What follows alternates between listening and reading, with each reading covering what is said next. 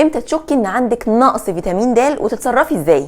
لو معدل حرقك قليل بتخسي ببطء، يعني لو في تساقط شعر، في ضعف للضوافر، لو في وجع في العظم والمفاصل مش مفهوم، عندك شويه ميل للاكتئاب كده، على طول حاسه بقله نشاط وارهاق. طيب تعملي ايه بقى؟